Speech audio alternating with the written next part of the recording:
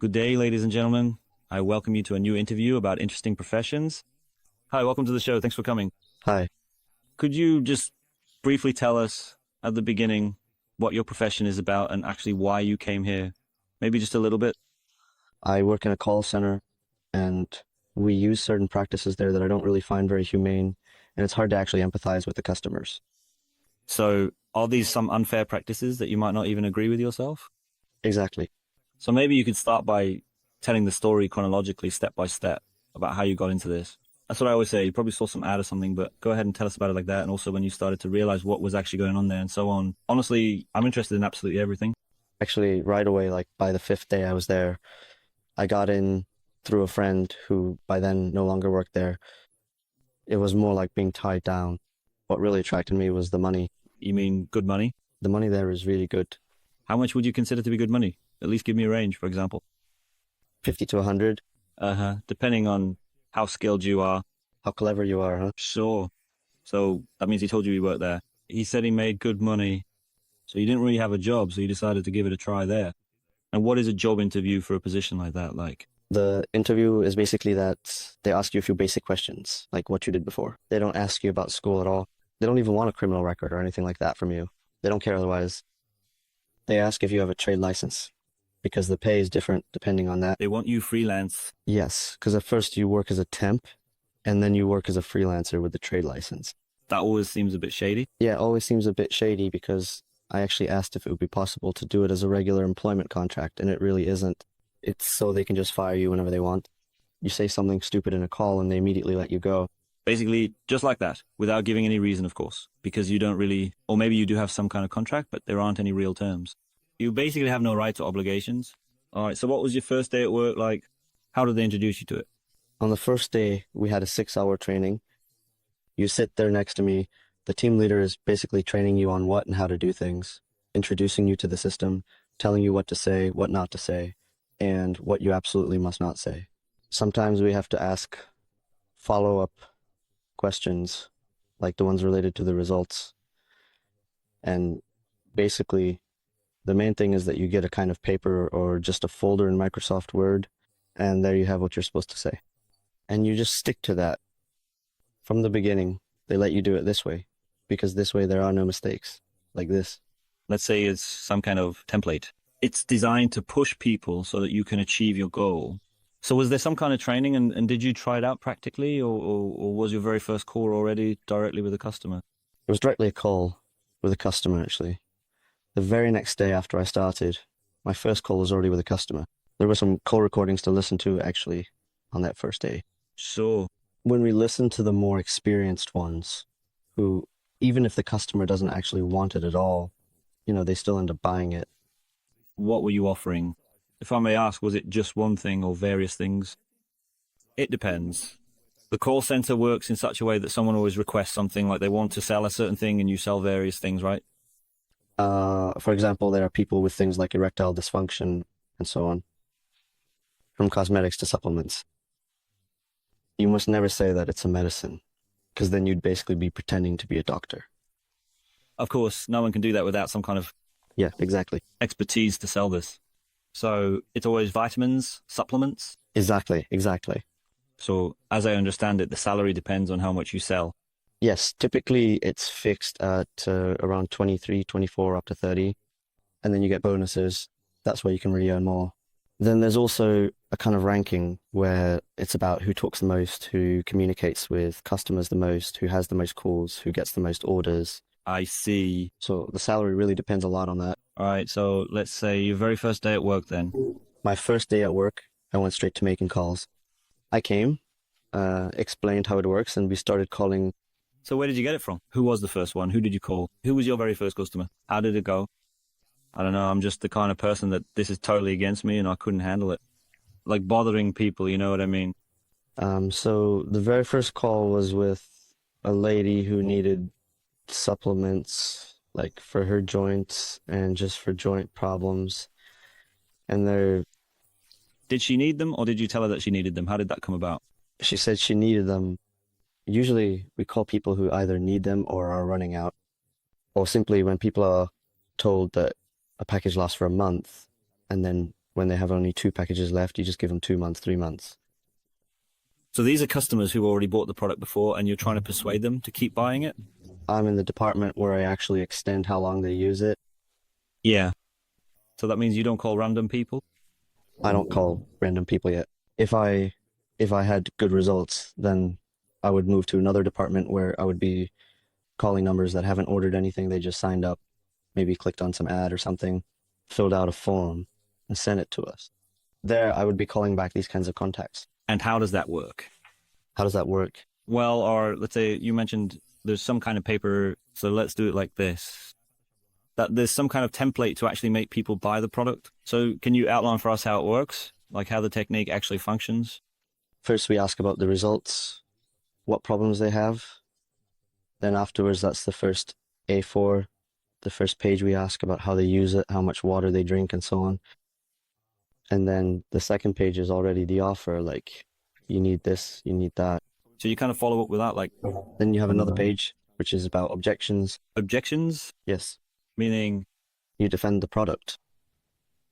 so that means you have everything prepared for what the person might say. Like if they say, but it didn't work for me, and you reply, That's in the starter, in the initial usage period. So unfortunately, here we have the lowest results. So unfortunately, you have to keep going. right, just buy another one and it'll be better. Yes, So for every situation that might come up, yes, there's some kind of answer in that script.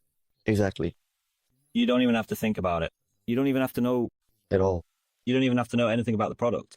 Exactly. Sometimes I just click on the product on a side page, and actually it's all online. It's an internet application. I'm calling through an internet app, and I open a side tab where I just have a brief description of the product. So I just read that out. If they want to know the ingredients, I tell them the ingredients. And most of the time it's just some vitamins and so on. I mean, it's probably not anything harmful or anything, but it's not miraculous either. It's just some overpriced. I don't know. I had a lady who ended up in the hospital. So she was taking your products, Yeah, or not yours, but yeah. She just had joint pain, was taking the product, and ended up in the hospital for knee surgery. She had fluid in her knee. and she thought she could fix it with those pills. Yeah, or actually, I had another lady who had the exact opposite experience. Instead of helping her, she also ended up with fluid in her knee, swollen knees. Whether it has any side effects. No. When I told my supervisor about it, he just said, problems like that simply can't happen. And even the doctor himself dismissed it and forbade it, then I guess it actually can. Wait. So the doctor forbade her from taking this, and she still trusted you more? No. Actually, he found out that the doctor had forbidden it, and she said, the doctor forbade me because this could be the cause. She ended up in the hospital precisely because of that. If one of your colleagues called her and tried to convince her that it definitely wasn't the cause and that she should probably keep ordering it. Then there's also, and you're exactly right, there's another department if I don't make the call. If I don't get an order from that call, then they actually call those customers I didn't sell to and try to persuade them. So then I'm the one who extends the treatment, and then you have those who actually, Renew it. I'm the one who renews it. And then there are those who bring people in, and then you have those I wasn't able to extend it for. So if someone still tries to bring them back, that's probably the right term. Yes, exactly. Yeah, there's someone who gets them hooked on it. You try to keep them in as long as possible, and if it doesn't work out, you pass that number on somewhere else. It ends up on some list, Yes. which goes to colleagues who try to convince them again. For example, they might call them a few days later and say, hey, have you changed your mind? Because maybe we can offer you a better price or something like that. Exactly. Aha. Exactly. Or also have to keep an eye on my packages. We keep an eye on our packages. Everyone who, when you place an order, you keep track of that order. If a person doesn't pick it up, do you call them, pestering them for not picking it up? Why did you pick it up? Only like for cash on delivery. And do you have a way to check if the person is already... Yes, exactly. I get the information directly from the service that ships it. Until they pick it up, we don't even get the commission from it. If they don't pick it up... Yes, exactly. Normally I get charged for that. So let's just go back to that a little bit. You arrive at work roughly, you don't have to be exact, but what does it look like? Everyone imagines this big hall with just some partitions. Yes, exactly. It's basically an office, maybe 100 square meters, if that, full of computers. There were about, 60 of us in that office. So you have those headphones with a microphone. Yes, exactly. You can hear the others all chattering away everywhere right next to you. Yes. Are you bothered by ads or annoying censorship? Watch the full interview without these things at creators/STN. Thank you for your support. Now, about those standards or whatever, right? One more thing. How long is the workday, for example? How many calls do you have to make? And what happens if you don't make them and so on? You have to work 8 hours and make about 120 to 150 calls a day. 150 calls a day? Yeah. That's A minute and 20 seconds per call. a minute and 20 seconds per call. With the fact that you might have one consultation as a regular call, maybe 15 or 20 minutes long. You're supposed to have about 10 of those. Then it's evaluated basically how long you talk. If you talk for, say, 75% of the time, then you're fine.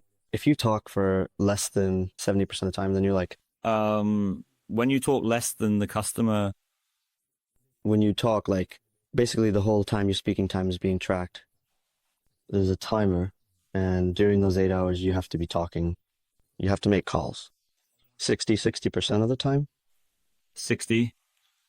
60, 70, So what's the limit? 70. 70. If it's 60, they'll just tell you to do better next time. But if it's like 40, then you already have a problem. Yes, exactly. And how is it with breaks or anything like that? So that means, 50 minutes of breaks? yeah. So you only get 5 minutes of break for the whole day? Yes, that's So that's basically according to the labor code, right? some kind of bonus, like you get 30 minutes according to the labor code. And we get another 20 from the company because, Those are from them. yeah, they are. It's more so that you don't burn out, really, Yeah, for sure. Like, just because, you're basically the main villain in all this. But sometimes you just get people who yell at you and really tell you off and just, make things even harder. yeah, that's how they are. Exactly. So you ask them about some problem. For example, I once had a call where the lady was literally at a funeral. She picked up and told me that she was the one in distress. I'm at a funeral. And what did she give you? Well. People still need to be taught that they have to answer their phones. Yeah. For example, I don't even pick up calls from unknown numbers anymore. I run it through Prova, and 95% of the time I find out it was something like that. And if not, I just think, well, they'll call again, right? Yeah, exactly. And if I know right away that it's someone from a call center, I just block the number. But still, in 2 or 3 days, they'll call from a different number. Exactly. That's the thing. The call center just uses random numbers. When you call that person once, the system probably detects that the number is blocked. So the system just hangs up on its own and you have to call again. And again from a different number. Right. Same guy. So either way, it just depends on whether you manage to reach the person. I'm also curious, I'm not sure how much you know about this, but those starters are probably pretty interesting. The people who have to reel others in and make calls, though, they have some kind of list of numbers. And where does that come from, actually? It's completely random. It's from, I can put it this way, a registry.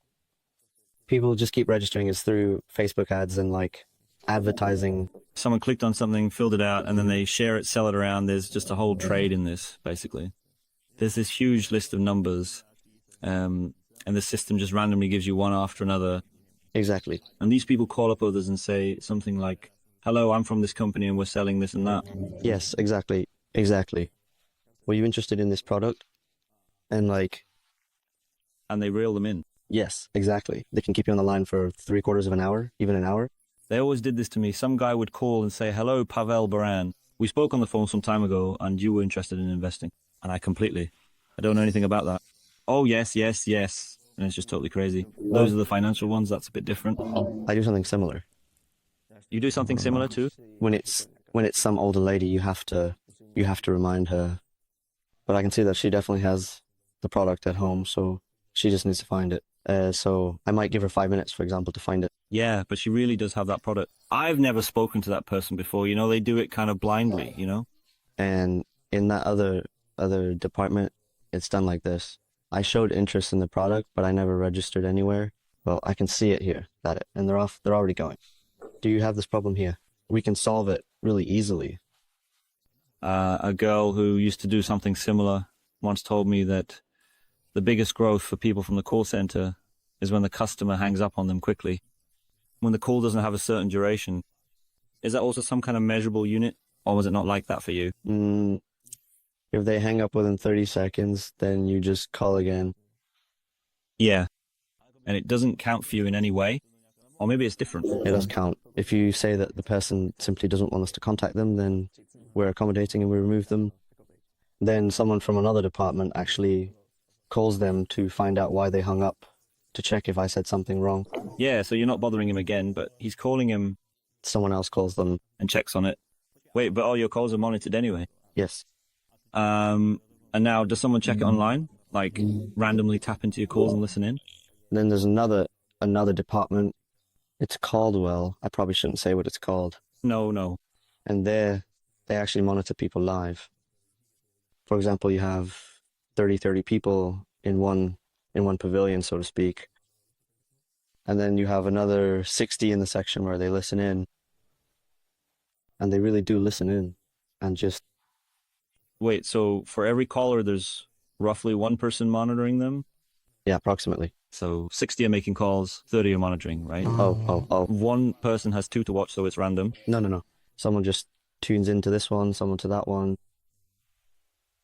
I don't know what the pay is like there. I have no idea how to even get in. That's actually a better job, yeah. That's like, Being a snitch. so like some people, and actually some of the team leaders do it too. You know, like, I mean, for example, I don't really know for sure, but if someone happens to get like an account or some kind of access from the manager or something like that, then they might do it as well. It's not just limited to regular team members. Sometimes the leaders are involved in this process too. I have no idea how to even get in there. What about the moral aspect of it? How do you live with that? I know it's a joke that you wouldn't actually go through with it, Exactly. but then people say, so why are you still working there? I just work there because, unfortunately, money makes the world go around these days. So you just need the cash, right? So it bothers you. But have you ever really had a crisis where you thought, I'm done with this? Yeah. Fridays are the worst for me. That's when you get the worst kinds of contacts. That's when I always curse the whole call center and wonder why they haven't fired me yet. Yeah, that bad, huh? So you're not exactly the model employee? I'd say I actually try, but there are worse ones. But they're not there anymore. I assume in those positions, as quickly as they hire you without any expertise, that's how quickly they can laugh you out the door. So that means people there, Churn, a lot of turnover. it's spinning there. So what's the average lifespan of someone in a job like that? 2 months, roughly. 2 months? Yeah. 2 months and then people just give up, like you just can't handle it. After a year, you're completely burned out. You really have. I have a friend who worked there, and he actually ended up with psychological issues because of it. How long did he work there? A year. People leave there with problems related to their contracts and stuff like that. They just get screwed over and so on. And it should actually be the other way around since you're talking to people all day. I also expected you to be a bit more talkative since you speak so calmly and thoughtfully. I was expecting something like good afternoon, blah, blah, blah, which is actually nice. It's not a criticism, but I guess you kind of switch modes, right? Into that mode where if someone messes up, you really get going. The call can last, say, 5 minutes. In 5 minutes, you can get an order and you just keep pushing, keep saying something. And if, let's say, you chat with that person for 30 minutes and don't get the order, then you got a big problem. Actually, not really, because you can make up for it with another person. Yeah. You have a quota of about 8 or 10 orders, so it's not that big of a problem. You have to make 10 orders a day That's the minimum. out of those 150. So that means roughly every 15th person has to say yes, or every 12th to 15th. And is that doable? Yeah, totally easily. Well, for you, since people are already ordering again, it's probably pretty simple. It is easier, yeah. I mean, you do have more work when someone doesn't want it or doesn't see the results, so you have to persuade them.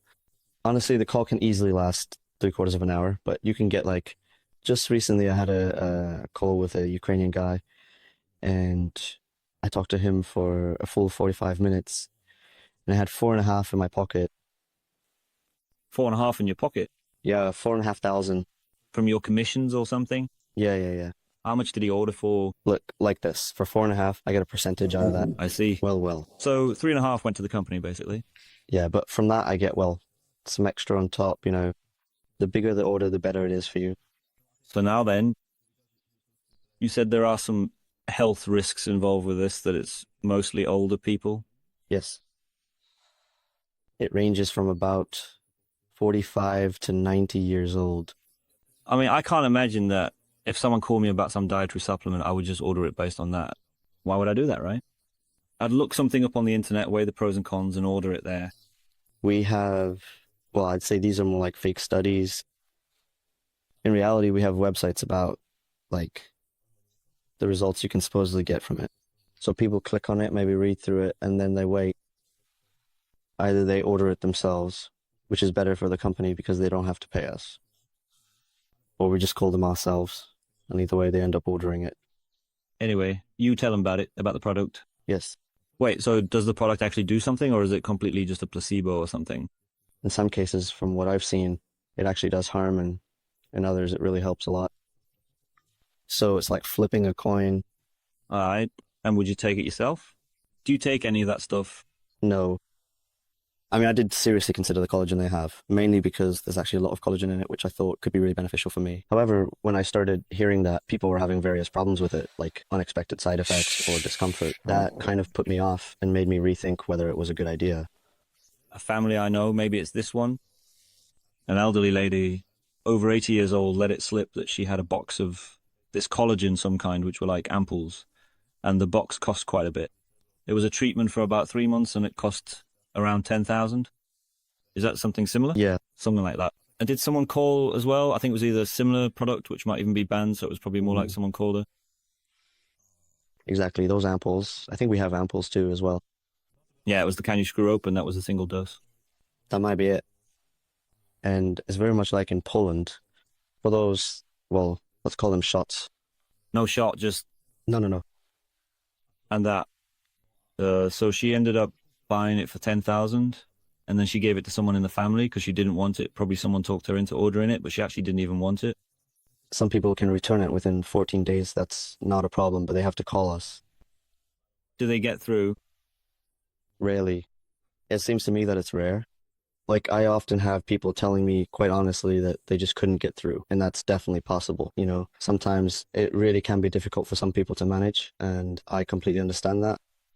So that means you can return it within 14 days if you manage to get through, but you can't get through because it just transfers you from some automated system and then people just give up. Yeah, exactly. So about that collagen, can it still actually work for you, or is it too late? Can it harm your health in any way? Or in the worst case, does it just do nothing to you? In the best case, it helps you, but in most cases, um, it does nothing. And in the worst case, you end up in the hospital like I did. That was my experience, the worst case scenario. All right, so let's talk about that case. How did you actually find out that the lady ended up in the hospital? Because you called me, you wanted me to, I was a bit foggy. You wanted to sell her another one or what? Well, of course. And she said she didn't want it anymore, that she's in the hospital. Yeah, that she's just in the hospital for, knee surgery and she's just totally out of it, really not herself at all. Now, it's been about 2 months since then, well, maybe a month or a month and a half ago, you called me for the very first time to talk about it. I remember that call because it was the first time you reached out to me about her situation, and it really stood out to me.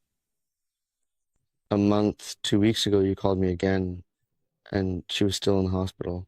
So it's quite possible that it really could just be a coincidence, but It could be, yeah. but Maybe she was just counting on this definitely helping her and didn't think about any of the consequences. But even that's not right. If someone sold it to her saying that it would solve everything. it will solve everything, which is what you have to say, Exactly.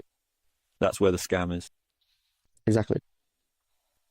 That's what really bothers me, that they just don't address the moral issue of a lousy supplement. It's like just taking vitamin C, but It's not going to cure your cancer. exactly. The main thing is sell, sell, sell, sell, sell. That's true, but even though we can't sell to everyone, we have sold to people who just had surgery, who have cancer, or even multiple sclerosis. Do you have some kind of list like that, right? Exactly. That you ask them those questions, and if they tell you that, But if they tell you, I can live with it, I've had it for, say, 7 years, and it doesn't really bother me in my life, then you just go ahead and sell. you have it recorded that they agreed to it. Do You tell them it's at their own risk, that they say, okay, and you place the order. you remember those procedures a bit by heart? Can we simulate such a call here? That would probably be too risky for me, That'll be too accurate already. because then I'd basically be revealing the script itself. It's called a script. Yeah, you have a script, just like in a game. It's all scripted. 90% of the time, the call is always the same. I remember you always used to say, how do people even manage to react like that and so on? And like, I knew they had some kind of template for it, but I thought they were just that well trained. But now I realize that as soon as the person takes a breath, you probably already know what they're going to say, and you're already looking for like, Just from the call itself, you can sense what kind of person they are, whether it's a sales call or not. how many seconds does it take you to know if you'll make the sale or not? You'll know it after the first sentence, right? After the first few sentences, After the first few sentences, you'll make the sale to that person. yes, You can tell because it's some elderly lady who's very trusting. exactly. No way. So basically, you're selling mostly to old, trusting people. That's what it all hinges on. I've always, There are some younger people too who want it, but they mostly buy those products for erection.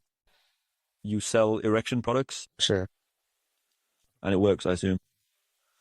If you're a young person, then yes. If you're a young person, you don't need erection products. Well, yeah, but I just don't really get why they would even sign up for it if they already have some problems, you know? But we also have penis enlargement procedures. Like, it could visually make the penis look noticeably bigger. So the product promises that it will visually make your penis look bigger. Yes. For example, people your age, they call me, or actually, I call them more often, they want the product. On what basis does it work? So it's not, is it just a complete placebo? Or does it actually have something like, It has an effect.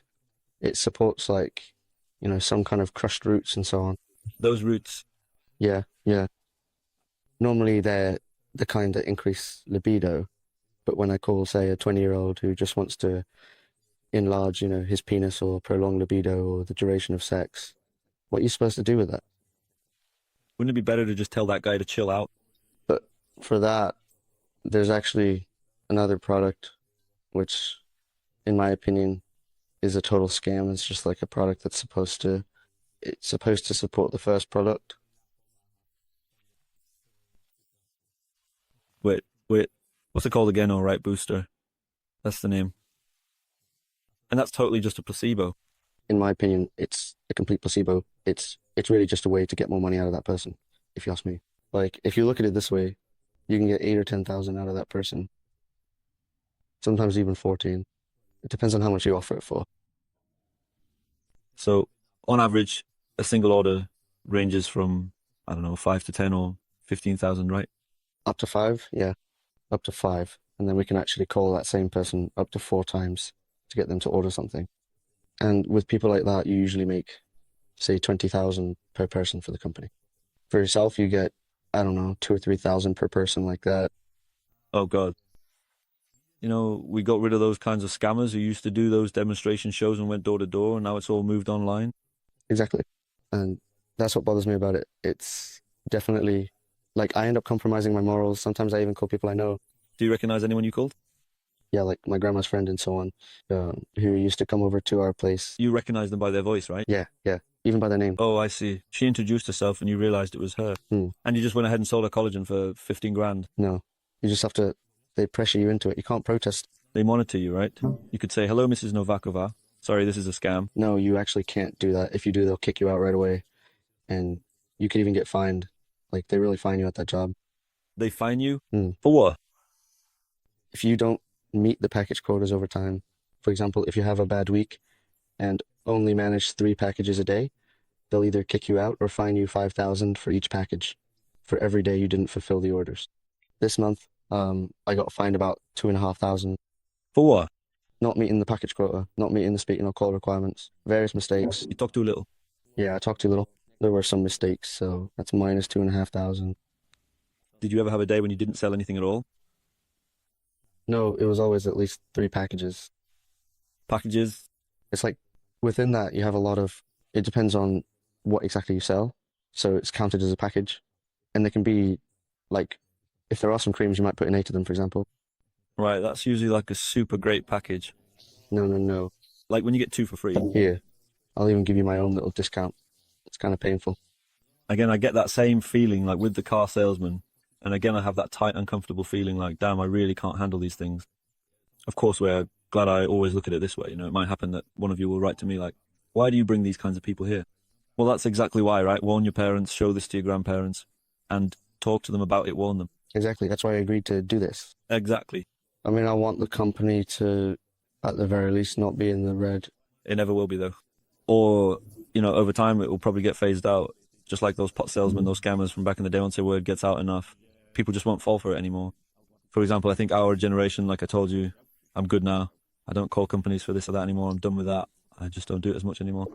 If you don't know about it, if you really haven't gotten involved in anything like that. Yes. So it's just, Of course, if someone calls me from a place where I ordered something, I don't know. then I listen to it. But Sure, even regular companies have their own call centers or insurance companies, let's say, or something like that. But of course, that's something different, right? This is really a kind of sales that's almost aggressive. it is aggressive selling. You're saying it right. It's like you go to the customer and you're basically reaching for their wallet like that. You're basically just reaching into their cash box for some of their money, just taking a bit. Many times I think the company doesn't even see them as customers or as people, but simply as bundles of money. Walking wallets. Exactly. But for me, what's worse is that you simply can't do anything about it. Even if we joined forces with the call center, they just fire them and hire new ones again. Within a week, they'll hire new people at Novio who will be even more eager. They'll talk up how much money you can make on commission. Or they'll call back the old people they fired before. So there's a call center that calls people who used to work at the call center to get them to come back and work at the call center so they can call people who have already stopped ordering products. It's getting a bit convoluted for us. Yeah, something like that. For me, the phone is basically a dead medium now. I handle everything online. Like 99% of things, I use the phone as little as possible. Exactly. And here, the whole business is basically built on this, and it's running like crazy. For sure, whoever's at the top of this must be totally in the driver's seat. At the end of the month, or I mean, I can look up how much I earn, How much do you sell those products for? Roughly how much do you sell per month? 200, 300,000. So you get, let's say, up to 100 out of that? Well, things are going well then. Yeah. The products themselves are negligible in value. Production costs are maybe 50,000. Let's say the company with just a few people makes 150 Exactly. before any taxes, let's say, and so on. What fascinates me about it is that really people only last for about 2 months at most, I think, doing well. And then you start slacking off Yeah. or there are people who do it with total enthusiasm, like, In Acquisitions, for example, there are people. yeah, we just go to work there for 2 years straight. And today they just scam some old lady out of her pension. Hmm. But how often are people like that? When you think about it, when you see a girl there who has like 19 orders a day, Not a lot, yeah. so you think, wow, what is she going to be like? What will she be like in life? Matcha, well, no backbone. Really? I don't want to judge, but Maybe she's just a good salesperson. I don't want to be stereotypical here, but I think girls probably have a bit of an advantage in this. For one thing, and I also think that for older people, it's more trustworthy when they hear a gentle female voice. And also, I think girls are kind of good at this. They know how to, flatter a little, Exactly. to blow a little smoke, as they say. And Especially when sometimes she gets 100 calls for help. For example, she puts on a certain voice, smiles in that field, laughs at their jokes. Her colleague says, wow, hey, she got that creep on the line again. It's terrible. maybe they're actually glad that a young girl is calling them, Yeah, and they're more than happy to order it because it's just like having cheerleaders at a football game. Sometimes they're totally hitting on the girls there or something. There are people who are satisfied, but they still want to see it. There are people who are really happy to order it. And maybe it works as a placebo for them, or maybe there are some substances in it, but It's it's it's a natural product, so it'll never be like chemicals. It'll never be like Viagra. of course, it's never going to work like that by itself, right? It will never be like that. It might help you, like, get your blood flowing and so on, but it's not like a 90-year-old uncle will just take it and instantly get an erection, right? Yeah. That's just not how it works. Well, for example, it can also be used to support blood pressure and things like that. But that's a bit dangerous, isn't it? Supporting blood pressure, that's something that should really be managed properly. Cholesterol, regular blood pressure, just hypertension, the usual. But those are actually pretty serious illnesses. And these products promise that they'll improve that. No. In this case, I see it like, yeah, erectile dysfunction, fine. Someone wants to feel a bit better and goes for it, okay. But if it's really a serious health issue, then that's where I see the moral That's right. dilemma as much bigger, yeah. Sometimes these people actually lose more weight than they should. For example, for those individuals who have blood, simply let them gradually lose some weight over time, making sure the process is safe and effective. They take something for blood pressure and lose weight from it. Yeah, or for example, I had a lady who just wanted to lose 5 kilos. So you give her the smallest dose and you have, say, a 3 or 4 month course, like how long you should be taking it. And she lost 25 kilos and said she just kept losing weight. Did it mess her up somehow? Well, basically, she actually originally weighed 60, so now she's around 40. That's actually really dangerous. Yeah, Like maybe it messed up her thyroid function. Like now she has hypothyroidism exactly. and it could kill you. Yeah, exactly. That was just spinning in my head. And you can't just say, stop taking this right now or you'll die. No, They'd fire you for that. exactly. Like, I can recommend to her, you can stop taking it. One thing is those financial schemes, like invest here and there. Sometimes it works out, sometimes it doesn't. Fine, you lose some money. But this is gambling with something else, basically with your life, with your health. Well, that's right. That's why I came here, so that I just know that younger people watch this. I mean, even younger people now, I have to say, the age range is shifting, which is good. But even you younger ones, and I'm counting on you to show this to to your grandparents or talk to them about it? Because For example, I'm actually afraid that I'll find our products at my grandma's place. you get kind of paranoid about it since you know how it works. You get almost panicky, like, because the probability that someone like that will call or is calling is really high, right? Exactly. And the thing is, we were trained so that even if they're as cautious as possible, you can still sell to them. You really need to know some trick to use, but I get it. I don't want to jeopardize. But those scripts have already been made public and, you know, Those who are selling right at the very beginning. I imagine they're the ones talking to these people. no. They bring up some problem and then convince them that the problem can be solved with a certain some kind of product.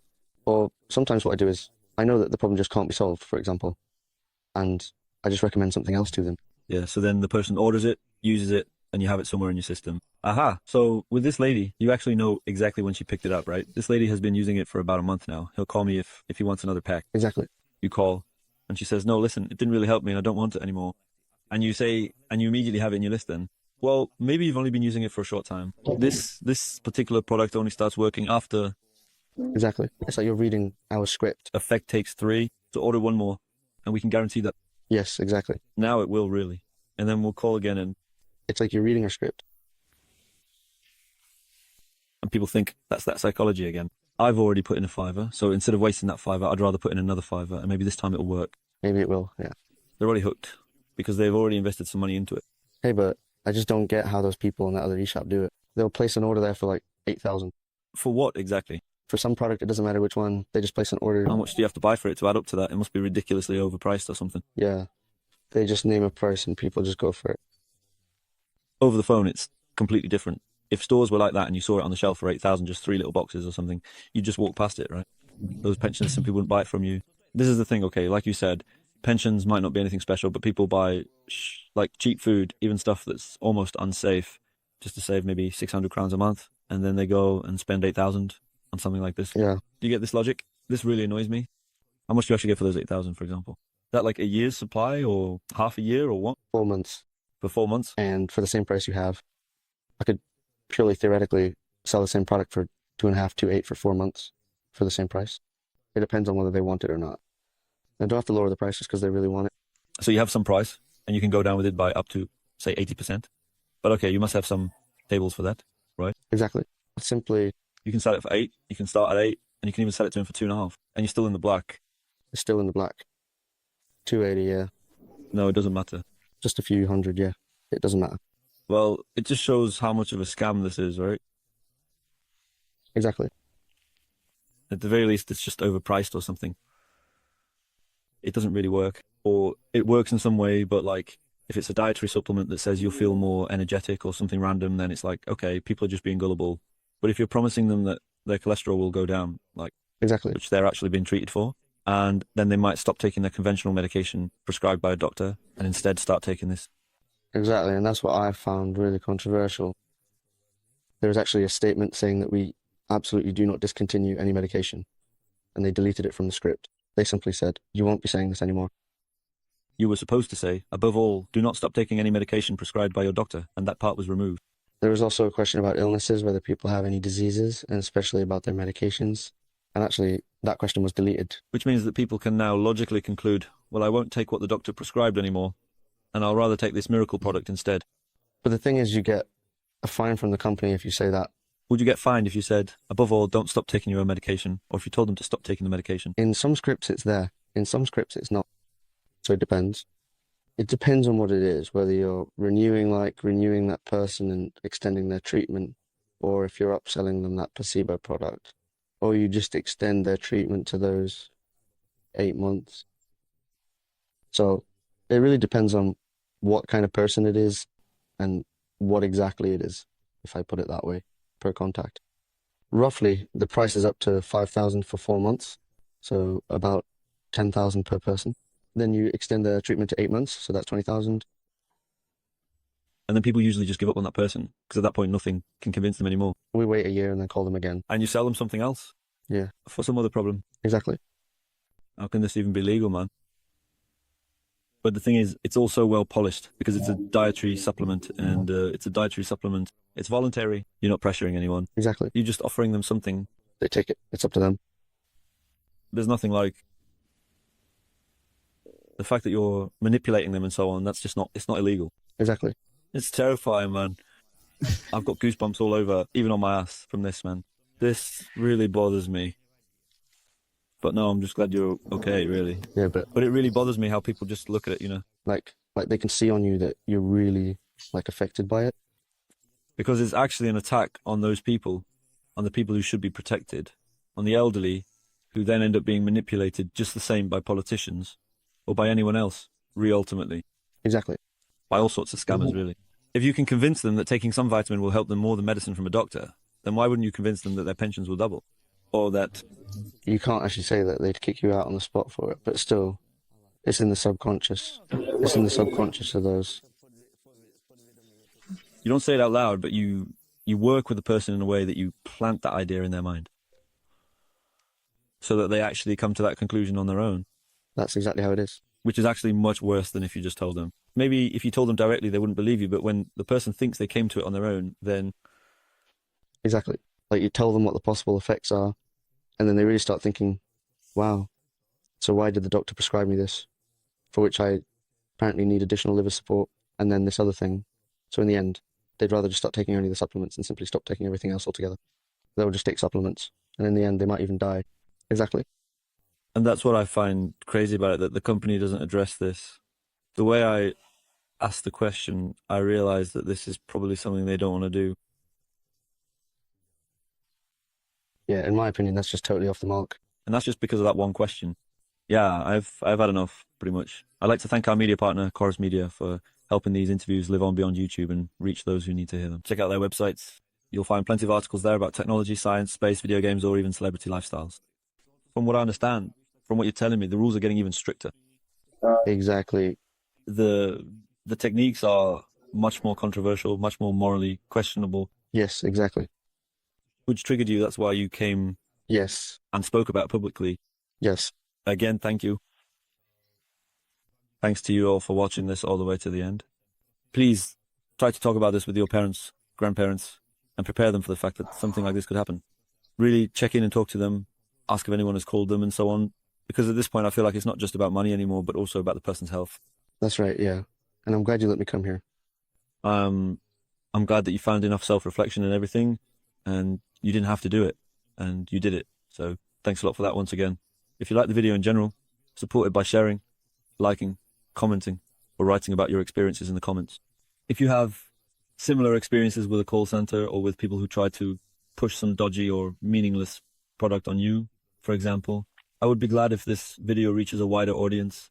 Thanks again for watching till the end, and see you in another video. Bye.